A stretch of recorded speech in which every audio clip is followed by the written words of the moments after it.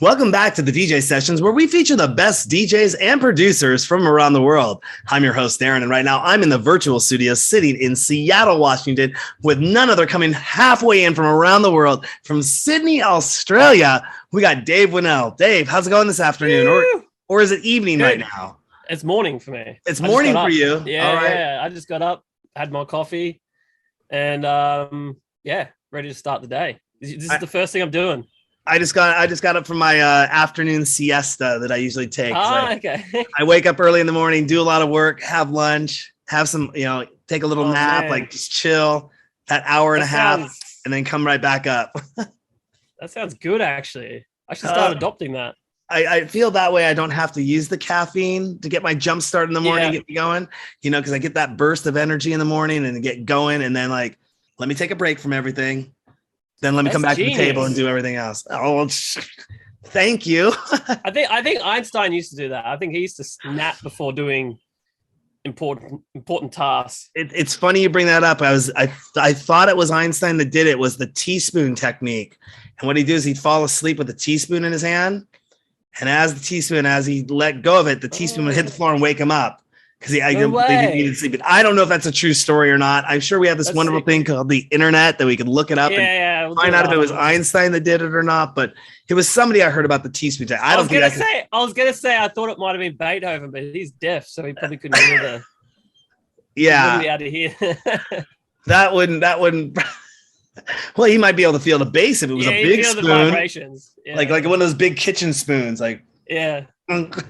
Anyways, thank you so much for coming on the DJ Sessions today. It looks like you're getting back to being pretty darn busy out there, releasing things, playing events. I want to know a little bit more. Dive right into this. This last weekend, you did something called Rabbits Eat Lettuce. Tell us all about that. So it's like a doof festival out in the bush somewhere. It's actually my first doof I've ever done, and it was so sick. It was so incredible. Like, it was kind of like a small version of Burning Man without the burning stuff.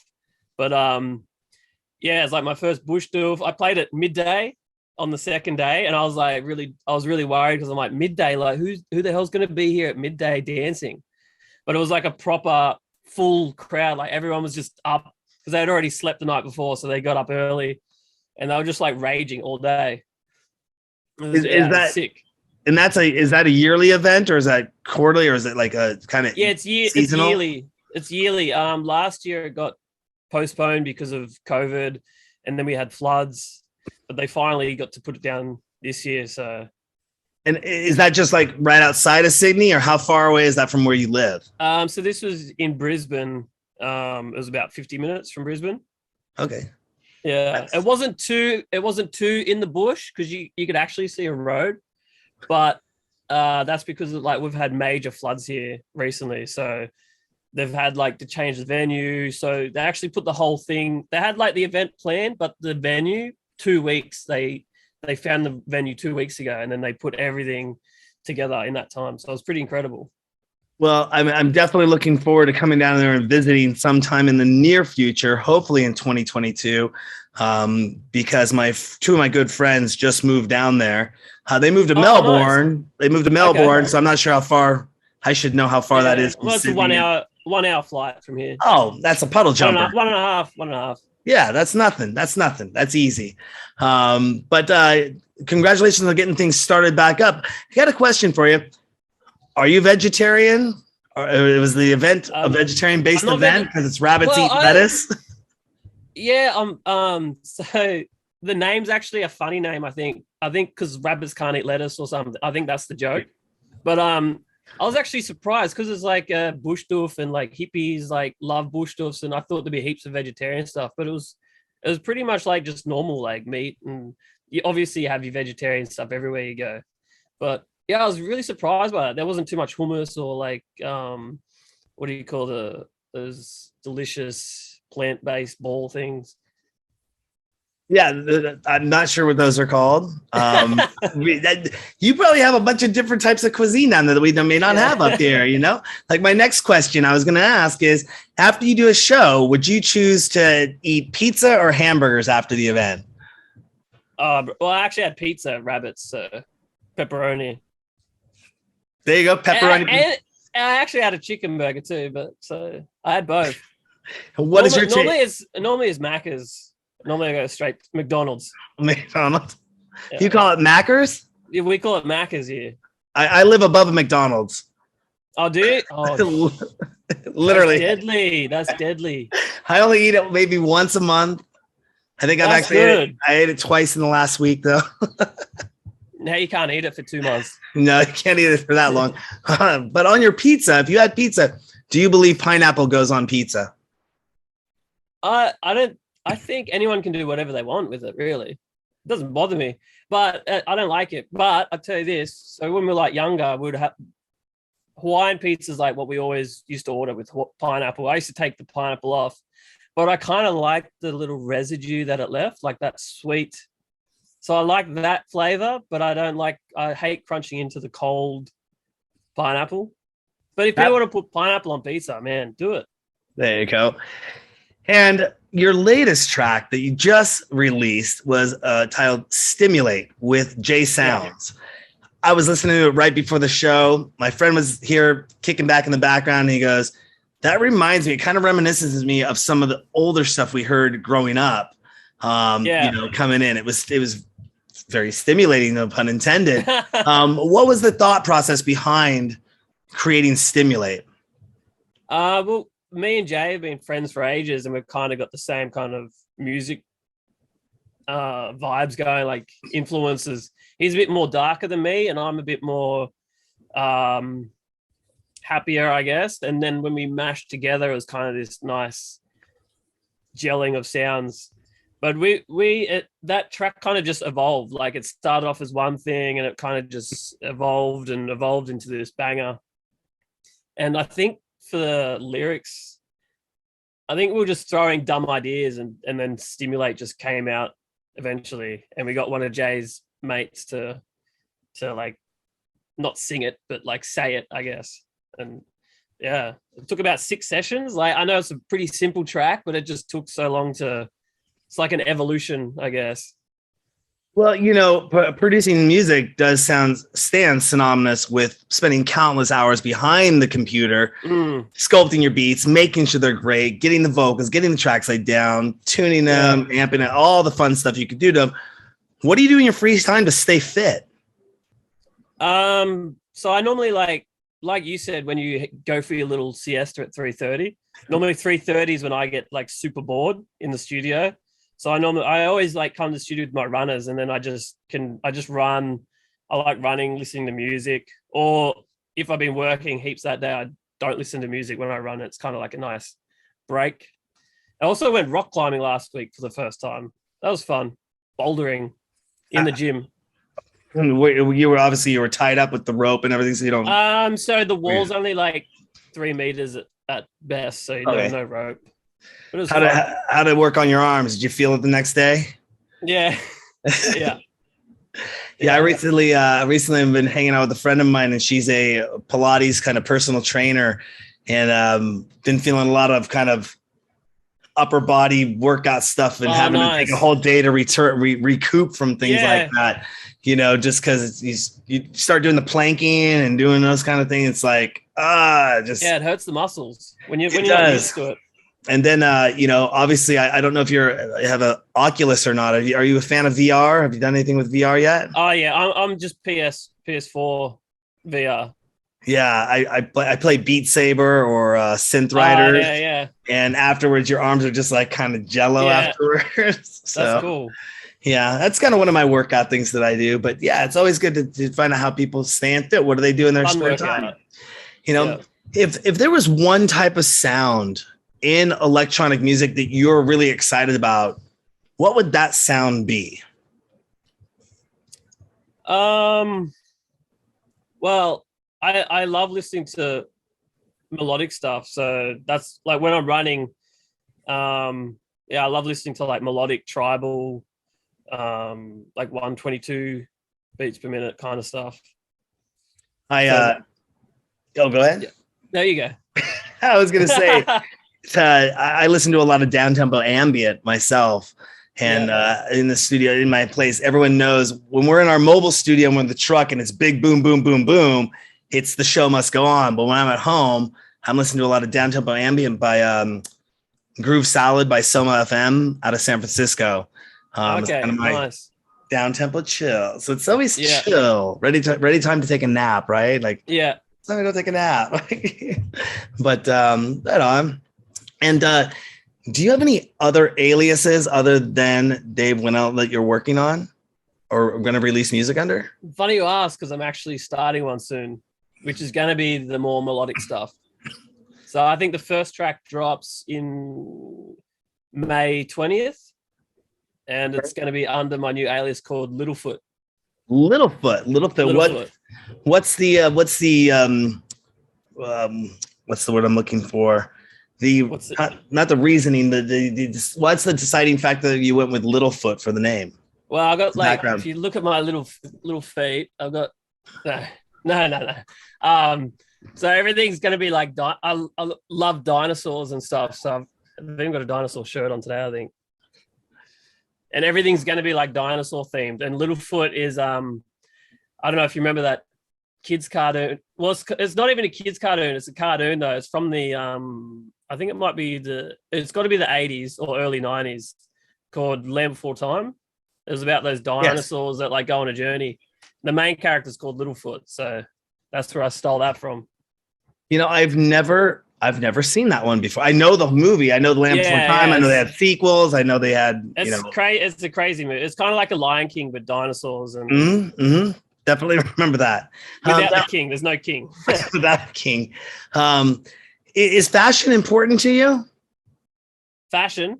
Yeah. Well, not really. Like, obviously, like to have my own style, but I'm not like one who has to spend thousands of or hundreds of dollars on clothing or anything. Like, I don't need to have the freshest kicks or anything. But I like wearing stuff that I like. I wouldn't call this fashionable. I just call it what I like to wear, kind of thing. I like to have fun with my clothes and, not be too serious. If we came down and looked into Dave's closet, there wouldn't be like 500 dinosaur shirts. Yeah, I've probably got 5. The 3 Jurassic Park ones, this one, a different one. But there's so many party shirts. I'm always saying to my girlfriend, like, which shirt should I wear tonight? She's like, something colorful. I'm like, they're all colorful. Like. They are. And what do you enjoy doing when you're taking a break from music? What are some of your hobbies, things that you like to do outside of music production and playing and going on tour? Making more music. No, I like playing the PlayStation. I haven't got the PS5 yet, but I'm still on the PS4. I play a lot of Star Wars games and like watching movies. Going to the cinema. I love going to the cinema. It's such a good chill out thing because you can't you're not thinking about anything else. When you're at home, you're checking your phone and all this other stuff. When you're in the cinema, it's kind of like can really zone out. And speaking of Star Wars, I take it you are a Star Wars fan. Yeah. I was recently going through your Instagrams and saw this interesting video that you made a little while back about Hump Day. And can you tell our DJ Sessions viewers a little bit about Hump Day, why it's important to you, and why the Stormtrooper mask? Yeah, it was just a bit of silly content for my song Method. The song's about like showing you how you hump, I guess.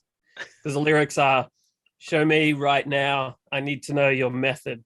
Method being like how you. So yeah, I was just trying to think, how can I be stupid? And I wore a Stormtrooper mask, went around Sydney and was like air humping in random places. It was pretty awesome. Do you enjoy doing stuff like that? Is that something that's in your normal routine? Things like, let me just come up with this crazy idea and jump out. Yeah, it is. Because when I was younger, me and my best mate in high school, we used to like dick around and make silly movies. We used to make like Star Wars movies too with lightsabers, and we were trying to be like the jokers that we're kind of like Jackass. We're trying to be like them, like CKY and stuff, but yeah, we made a couple like serious movies as well, but yeah. So for me, it's kind of like expressing my creativity in another way, kind of thing. And So it's a bit of a drag sometimes having to come up with this. Like, you can't just put out music. You also got to think of like equally amount of like content ideas as well. So it is draining, but I do enjoy it too. It is fun. and who currently produces the videos you do right now? Because it can't just be you set up a phone in the middle of the street, or is that just you, or do you work with somebody on those? Well, mainly it's me. Sometimes I put a green screen up here and I just film it. I edit it all myself. But like for that one, the humping video, I use my mate Pete. Yeah, he's great because he kind of gets the silly craziness as well. So yeah, he's great, and he doesn't like cringe or anything. He gets it, and yeah, there's actually a scene in that video where I do a backflip, and it's not actually me doing it. I took the clothes off and gave them to him, and he put on the helmet, and he did the backflip. So you got stunt people for your videos. Yeah, stunt double. Yeah. Awesome. Well, that was a fun video to watch that. And so here's something that comes up with people now, technology coming into place and everyone kind of becoming a videographer of sorts, or, this has been going on since the smartphone came out and you can start doing videos, sending them, uploading to your socials and everything. And I've talked with a number of DJs, producers over the years, and about how, bringing cell phones and having cell phones at an event and having people do this when they should be watching the show. When I grew up, we had to watch the show. We didn't have cell phones. It was the show, or you were dancing with somebody, or you were dancing, or you were over in the corner doing something else. But you weren't just sitting there going like this and then down like this and then back like this, taking pictures. So I noticed you had something that happened to you with a video you posted. And how do you really feel about people trying to Shazam your tracks when you're playing them? Oh yeah, that's the most flattering. That is like the most honest flattering. That's the best. Yeah, especially when it's like not out yet. You're like testing the song. It's like the most honest opinion you can get, I reckon. I don't know how you captured it, or you must have had was it a fan or somebody that caught the guy who was trying to Shazam the track? I think that was so me and J Sounds were like, I was playing and then J Sounds was coming on after me. So we're like, let's play our new track together for the switchover, and we'll get a guy to film it. So someone was filming behind as well, but that's irrelevant. But then, I think J Sound's friend was up the front and she saw the guy trying to Shazam it. So she knew it was our song. So that's why she was like filming him Shazam it. It's just pretty cool. That was pretty awesome. I was sitting there going, busted. I mean, you'd see DJs come up and try to run up, and I'm not a DJ per se. I only play one on live streams. Kind of a little bit inside joke. Well, I've been doing the DJ show for so long and been in the electronic music industry for so long. It's just funny that I haven't picked up learning how to DJ yet. And I would wonder if I went out now and I'm like, I love that track. I want to know what that track is. I'm going to run up and be like, Shazam. Okay. Yeah. I Shazam all the time in clubs. Just what I do is I Shazam, and luckily my phone's like, it's like a book kind of thing. So I press Shazam and then I go, and you can't. The stealth Shazam. Yeah, there's tricks in his thing. Check and I'm like, sweet, got it. Awesome. I think Shazam was the first app I ever downloaded on an iPhone too back in the day. That, and the second app I downloaded was a beer app where you pretend you drink it like this. Oh. And it like disappears. I think I remember that one. So funny. Yeah. How many beers can you drink during a DJ set? Well, virtual ones. I should do that next. That's a good idea. People would like that. So, would you recommend a career as a DJ / producer to young kids? And what are some of the pros and cons about that? I would say you got to do both. I reckon these days it's hard to just be a DJ without producing. But I think if you're a DJ, you're going to want to produce as well, because it's not enough. I feel for me, because I was a DJ first too, and for me, from my experiences, it wasn't enough. Like when I was playing records, I'm like, I want to make that. I want to copy that sound. I want to do this as well, kind of thing. So, but I think now, for promotional purposes, you have to be a producer. You have to put out music. But DJing is kind of like easier money than, not easier money, but I think you can make more money than producing. Like, you know, you can get paid quicker and stuff. You're not waiting months down the track for royalties or whatever. But I can say this: don't stop your day job too early in your career. Make sure you're doing both, and then when you feel like taking the next step, then you can throw yourself in the deep end. And which one would you recommend to start out doing first, DJing or producing?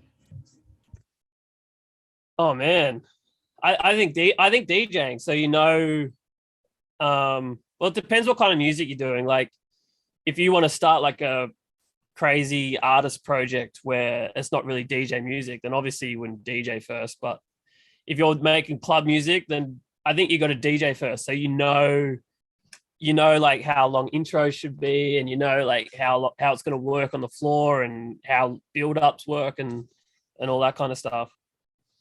Do you think music theory would be a good thing to have as an accompaniment to learning DJing and producing, or just do you think somebody should just go right into it and say, give me some software, let me start playing with the stuff, maybe take some classes? I mean, if you have music theory, it's going to be amazing, but you don't have to learn that before you go into music production. You just jump straight into music production. There's so many tricks and tips, and like, especially in Ableton now, like you can just click which scale you want to work in, and there's like no wrong answers kind of thing. So yeah, I don't have any music theory. I wish I did, but over the years, like, it's just kind of, I know what sounds right for my sound and how to get there. And then, we would have to drop this little shameless self plug in here for you to definitely get the Heaps of Good Samples Volume 1. Oh yeah. I was watching that video. That was some funny stuff. Yeah, I know it was fun making that. Yeah, it's like, we got dry beats, we got the wet ones. Yeah, the mic in the toilet. In the toilet. I thought that was pretty awesome. Funny thing is, right now, remember we talked pre-interview about phones going off and blowing up right now. My phone is going boom, boom, boom, boom, boom, and just blowing up like crazy, but I'm having such a great time with you, so they go to voicemail. I love that. What's the sweetest thing that a fan has ever made for you? There was this fan, like, I think she was from Russia or something, and she never came to a gig, but she used to like tag me online with all this stuff. And one day there was this it was like this little shrine, this Dave Winnel shrine, and she had like printed out like a fake CD cover with my logo on it, and all this little like memorabilia she had made. It was really sweet. It was a bit weird, but yeah, it was really cool. I really liked it.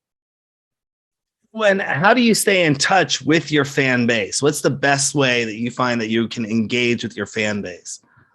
I think Instagram is the best at the moment for me, because you got messaging and comments as well. But I think, messaging on Instagram is probably the best.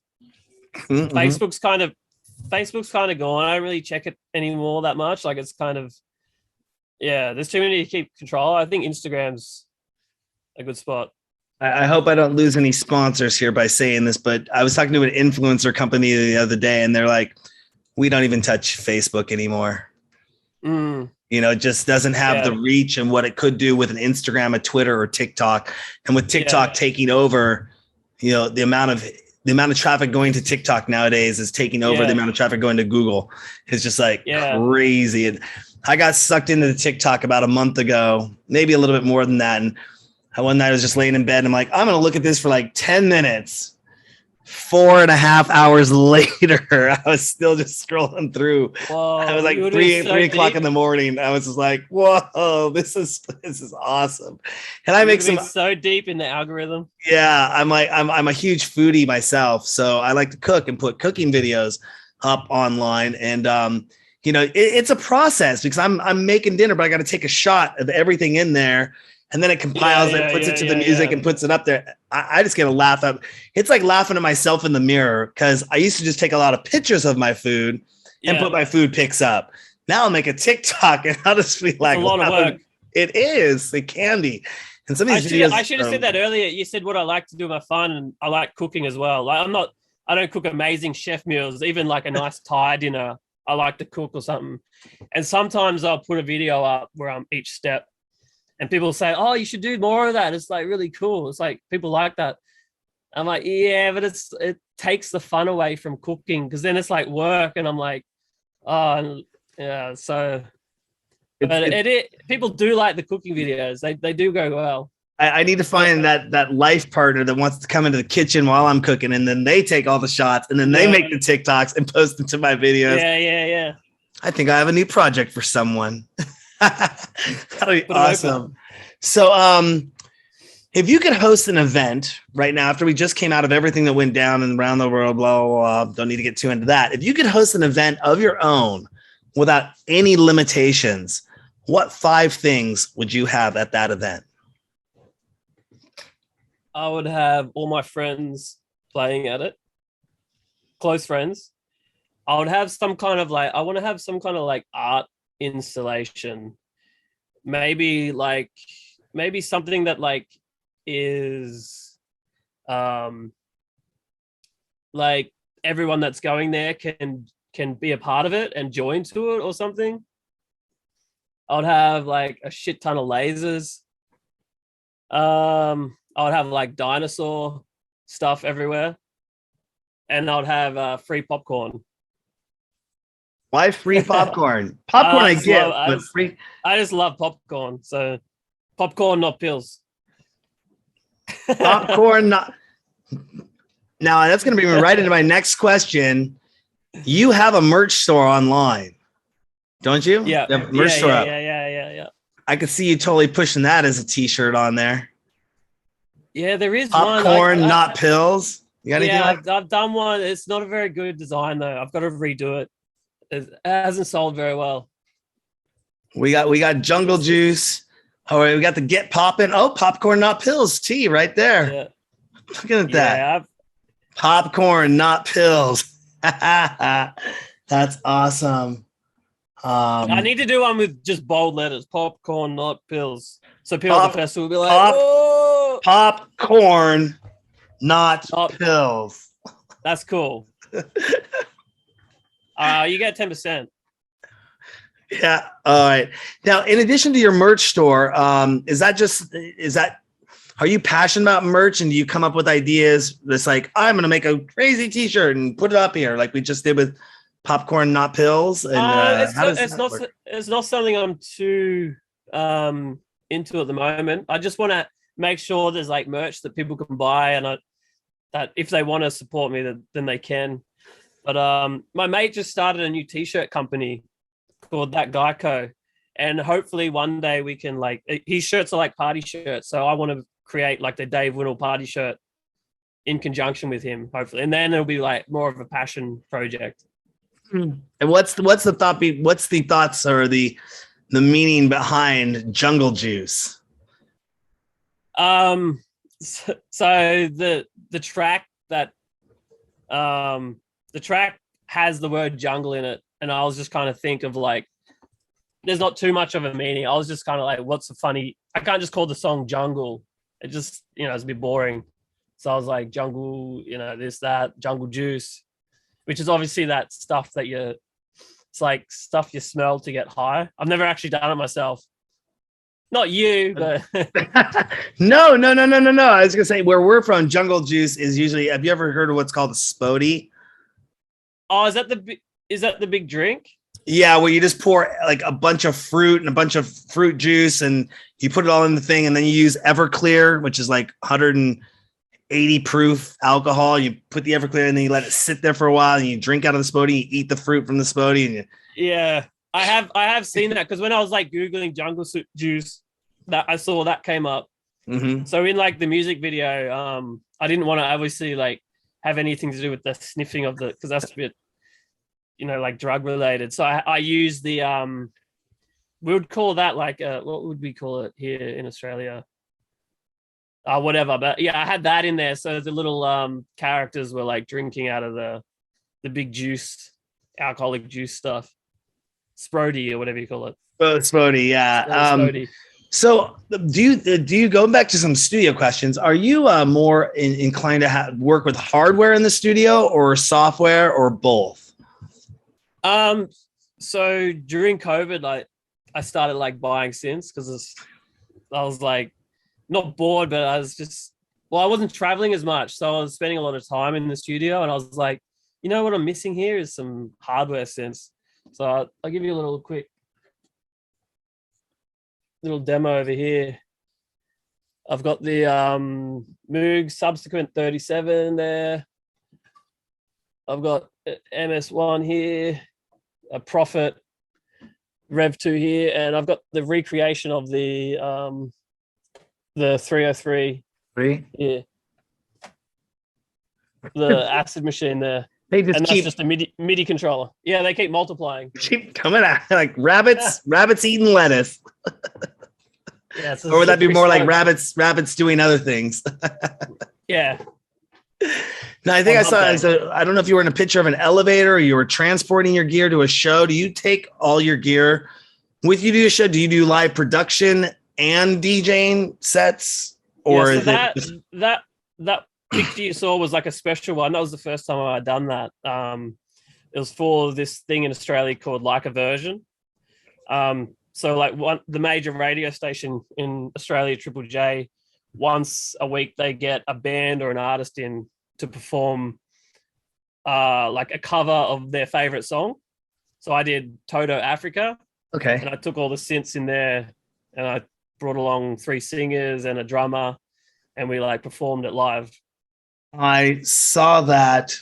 That was Triple J, like a version.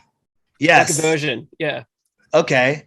Wow. And how did you find the singers? Who was that? Just friends of yours, or people you reached out to, or people in the community, or? Yeah. So the girl. So there was a girl and 2 guys. The girl KLP. She's like my friend. We've worked together in the studio, and she hooked me up with the other 2 guys. They're all phenomenal singers, and she hooked me up with the drummer as well. He was like crazy, and like added like heaps of flair to it. So yeah, it was great to work with like proper musicians. And when we came into practice, I was just like blown away by how good they all were, and like they just knew what to do and like knew the harmonies to sing. And yeah, it was really humbling. It was really cool. I love this. This is awesome. I was back a few months ago.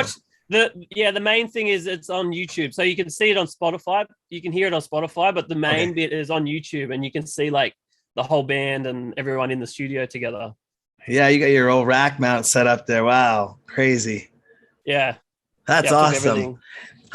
Moving things into technology, and we did speak on this a little bit earlier, and I know you're a PlayStation 4 guy. You haven't got a PlayStation 5. You don't have a VR headset yet, but have you been asked to do anything in virtual reality yet? I haven't yet, but I want to. I'd love to do something in VR, maybe for something for the new project. I think. Mm-hmm. I think the way we're going is like, it's not just about audio anymore. It's about like a whole experience. Mm-hmm. So I'd love to like work with an animator or something and come up with a music video that's fully immersive. I think something for the new project, Littlefoot, would be good. They definitely have people in there that are basically VR videographers that will go in and they'll do all the setting up your video and setting it all up. There's some amazing stuff happening in that realm, depending on what flavor you choose. And when I say flavor, because there's alt space, there's VR chat, there's Solarium, or I think that's one of them. There's Rec Room, there's Horizons with Facebook. So people are still trying to figure out the flavors. It's not like the World Wide Web and everyone throws up a website and it's all www, go to my webpage. It's these different flavors that people are still navigating their way through. We just recently launched 2 nightclubs in alt space that we're pretty excited to start doing stuff in. And probably about 2 or 3 weeks here, we're going to just start dropping a lot of content in our club. Awesome. it's a pretty awesome build. I mean, I know I'm biased because I'm in love with it, but I've had a lot of people that's the from Oculus. So you need the Oculus. Well, you can do VR it from a set. computer, though. You can do it from a 2D environment. You won't get the full 3D immersion version of it, but yeah, you can still go 2D with it. And so we are gunning more for. We see the Oculus being the platform that people are going to be able to get into easier than going out and having to spend $3,000 on a computer or plus that, and then another like 1,000 or 1,500 on a headset, and getting into that. That's a whole nother level of VR. Hopefully when the price comes down in a few years, the technology will be fast enough to bring that down, but we're definitely working in that that Oculus space, and it's going to be, I mean, I got into live streaming about 15 years ago. Now I think about it, and everyone thought I was crazy when I wanted to do this live streaming DJ show thing, because everyone's like, who's going to want to watch a DJ online? I'm like, do you listen to the radio? I mean, you're not watching the person play the music there either, and you're listening to a set on this radio show, or you'll listen to a station on a computer, and you'll listen to the set. But like, who's going to want to watch DJs? And then, lo and behold, a couple of years ago, everybody in the world decides to jump online because there was nothing open. And I'm like, oh, okay, now you're all getting it while I was doing this for so many years. But we see VR as being the next level of being at forefront. So, we've aptly named our first nightclub Beta Nightclub, because it's literally in the beta stages. We haven't even got to version 1 or version 2 or version 3 yet. But it's pretty cool stuff. So are you playing in the club? Is that how it works? No, you're not DJing. No, it's we think of it like this in our clubs, and this is how 90% of them are right now. We could put an avatar on the stage. That person could be playing at home with their Oculus on, but we're just bringing it in like a live stream and then putting it up on a big screen. So imagine if you went to a nightclub and you have a 3-story screen that you're watching this show go on, but you're watching it like, oh my gosh, it's not like in a nightclub with 2-story, small screens. It's pretty awesome. But there is some tech we've been working on that will involve doing something just like that, where we'll actually be able to, it won't be an avatar that you bring in. It will actually be me. Like you would see me, you could walk up and look me in the eye and be like, oh, he has green eyes. Oh, he has a piece of spinach in his tea. I mean, it's that, the way it's all set up and how you get in there, you got to import it in. The technology's there. It just isn't massive out there yet. And it requires a little bit of work, but it's coming. That's where we're going to get into version 2 of where we're going to do some cool stuff. And 2.0. 2.0, which hopefully will be somewhere mid 2023, early 24. We want to ride what we have right now through beta and version 1, and then obviously set our footprint up so that we're in all those different flavors. And when we go live, if you like VR chat and I like Altspace, we can go still watch the DJ sessions in what we like with all our friends that are in those spaces.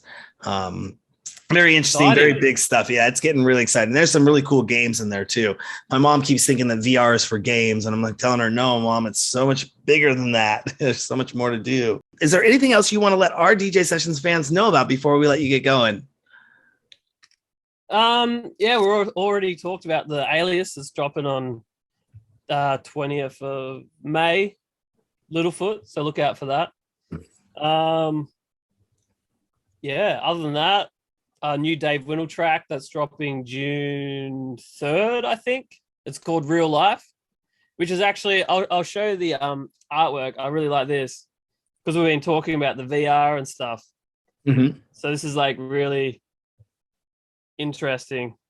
It's basically, so the track's about like wondering, is this real life? Like, what the hell's going on? I just want to escape everything kind of thing. So the artwork, oh God, let me see if I can quickly find it. So the artwork is basically a guy wearing a VR headset. Meanwhile, the world is burning outside. Where is it? Oh no, I can't find it. Oh, here we go. So yeah, the artwork is me with a VR that says real life on the headset. Meanwhile, the world's burning. So he's like happy. He's happy in the VR world. Meanwhile, the world is burning. And that it's going to be interesting to find out what kind of escapism, although with online escapism, people being online, what you can do in VR. I've told people I could be standing next to some of the richest people, most famous people in the world, and just their screen name may not even be who they are, and not know that I'm having a conversation with somebody that is, that's true. Who I'm having a conversation with, and how locked away you can get in there and lose yourself, 2, 3, 4, 5, 7 hours, that new form of entertainment that it will become, and it will just keep getting better and better. I mean, if you look at a website from 30 years ago, you're probably like, geez, that was a website back then. Nowadays it's like, I'm very proud of our website. I just put it through version 3 last year. And I'm like, finally, I got a Ferrari of a website, but I still have to think what's going to be out there 5 years from now with like web 3.0, what our website's going to be able to do. And then also with VR and NFTs and all that fun stuff. That's a whole nother. Did I ask you about NFTs, by the way? Not yet. No, I didn't ask you about NFTs. Have you ever thought about doing NFTs, or are you looking into that at all with your music and or your logos and stuff? Yeah, definitely. I haven't found the right thing to NFT yet. I'm kind of a little bit against it too. That artwork I just showed just kind of a bit of a play on the whole NFT thing too. It looks like one of those. It looks like one of the NFT avatar, how they buy like the Bored Ape. So it's kind of like a play on that too. Like it's like kind of not real, the NFT stuff. But I'm like also into art as well. So I was thinking about maybe doing an NFT, but you're not buying a digital art, you're actually buying a physical art. So it's kind of like, it's kind of purchasing it through the, but it's different. But no, there was a guy I recently saw. He had like 7 paintings. He valued them at like $70,000 or $90,000. He went and took pictures of them all, NFT them, and then blew them all up with fireworks. Oh wow! So all that's left now is the NFT version of that piece of artwork, and I think they sold. Cool. Yeah, I think they kind of sold. They went up. I mean, people are getting a little creative with it. I've heard some drawbacks from it. There's some new things coming out with the crypto for it. That the Ethereum that runs it. There's a new version of that coming out. I'm barely. I know that much. Yeah, like too. In between that much. Like I'm having a buddy of mine that's doing this all for me. Researching it. We're working on doing some cool stuff in that realm. It just seems like the buzzword. And actually, I think I have an interview with the guy who created the first ever NFT record label coming up here shortly. Okay. Yeah. So it'll be interesting. One of the more interesting things I saw about a month ago is on Twitter. And Twitter allows you to upload an image. And if you have the NFT copy of it, it gives you like a little icon and lets you know this is the actual NFT. Like you own that image of that. Yeah, you can't upload a screenshot or whatever. Which I thought was kind of cool. How that could play out down the line for musicians and giving them the opportunity to still get rights off their music if it's moving out there and going out there. And speaking on that, my mate, he's a part of a company called Emanate. I don't know if you heard it. It's kind of like a SoundCloud, except you get paid royalties directly through the blockchain, and you can set up contracts using the blockchain. So it's like all done online, and you don't have to go through labels or anything, and all the money's comes straight to you. So it's kind of cool. Yeah, it's the way it's moving. Again, Web 3.0, I think it's going to be a big changer out there on the landscape, especially for independent artists that maybe couldn't knock on doors or, I'm not trying to knock Spotify's model or anything, but I know it's an extraordinary amount of downloads that you have to get in order to see any residual come back through that. Yeah, exactly. Which is just interesting. And we're actually looking at starting a label up here probably early 2023 ourselves for the DJ sessions and stuff. So yeah, we're really excited about that. We're talking with some people on the back end to help set that up and put that together. And then some of our DJs produce, but then also start taking submissions and whole nother ball of wax. Very busy. You guys are busy there, huh? Considering the fact that we're getting ready to gear up and starting in May to be producing probably over 1,200 hours of content a year, maybe more.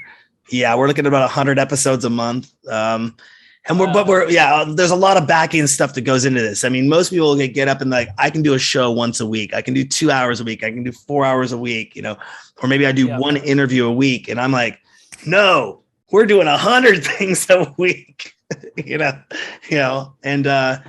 you just got to kind of be up to date on all the technologies that are out there, and what could strike, what could hit, where you can be a first mover on and get in front of that target audience and build a long-term following. It's, I wish I would have come up with the idea of YouTube or Twitch, or, back in the day, or, and been one of the 4 founding investors in those companies. I feel like some of those companies too, though, they weren't even trying to make something like YouTube. They were just trying to make something to share videos with their friends. Or I think this is the story. Yeah, it was a couple of kids in their garage, and Google came by and bought it for like $350+ million from these kids and said, "Ooh, here's a check." And then even Oculus was a brand. Well, Twitch was just in TV beforehand. Then they rebranded to Twitch, and then Amazon came in and kind of went, "Boop, we'll take you over." Yep. And Oculus was its kind of own company, and then Facebook came in and said, "Boop, we're taking you in." And that was years ago. So I mean, you're getting to get gobbled up by these bigger companies. But I've been watching it for years. I've been in the industry for roughly about 30 years now. So wow, we're going all the way back to VHS camcorders and public access television. Watching it now, it's like instant on anywhere I go. Here I go, and now you can just make a movie on your phone. Boop, I'm up. I think YouTube gets. I think they say they get a million videos a minute uploaded to YouTube. That was last what I heard, and that was probably 2017, 18. That's insane. So think how many are going up to TikTok, right? So anyways, go ahead. How do they watch all these to like, because someone's got to, make sure that, the content's okay and stuff. So that's a whole nother conversation we could go into for another 2 or 3 hours about copyright. I saw a YouTube video about that where the people that have that job's really, really crazy, and they have serious mental health issues because they watch the craziest stuff. I've seen that. That's it. I remember seeing that article not too long ago about the depression factor of it's not something you can have an AI necessarily do. You can have an AI, you can have the content ID, which Google owns, but they won't give it up to anyone else. And there's another company that does the content ID, similar thing that it scans it for copywritten music. But in the UK, I'm sorry, not in the UK, in the EU, they just did away in 2019 with what's called the safe harbor, which means before, if a company like YouTube, they can't monitor everything going up to it. So if they put a video up and there's a copyright claim, they can't be held liable as long as they make a way for it to be taken down. And then they also have to penalize the user for doing it. They have to show this process. Well, the EU just made a law. If it goes up there and lives up there, they have no more safe harbor anymore.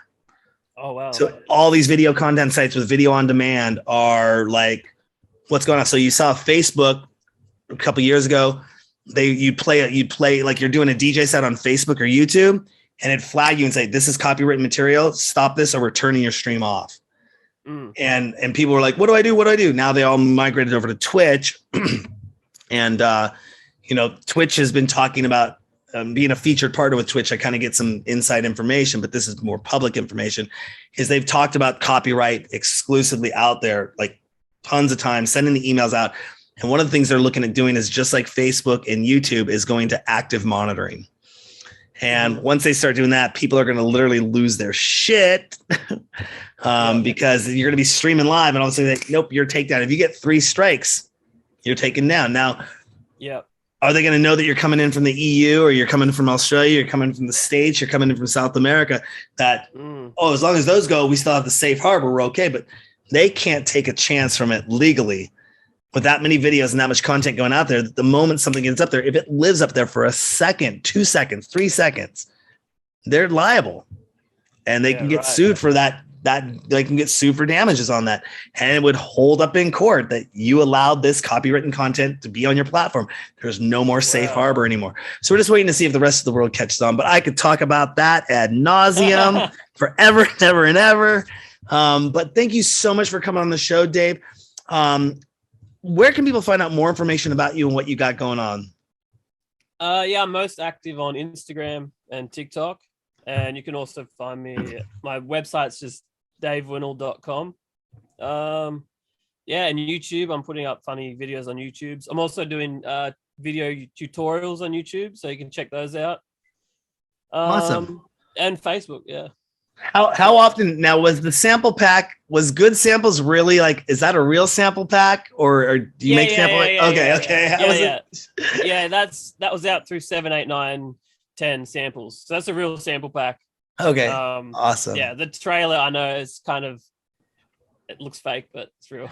No, the trailer was awesome on that. I was cracking up. I'm like, okay, this is the guy I'm interviewing. This is awesome. It seems like you have a lot of fun doing what you're doing, making videos, having fun out there. Thank you for coming on the show, and would love to talk with you here in the near future. Stay in touch with you. Definitely, obviously, when you release something with Littlefoot, let us know on your alias there. And again, thank you so much for coming on the DJ Sessions. Thanks for having me, man. You're welcome. And don't forget to go to our website, thedjsessions.com. Find us on Twitter, find us on Instagram, Facebook, anywhere you're out there. Just type in the DJ Sessions or TDJS if you're so bold.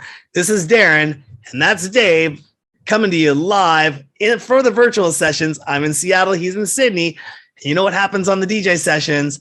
The music never stops.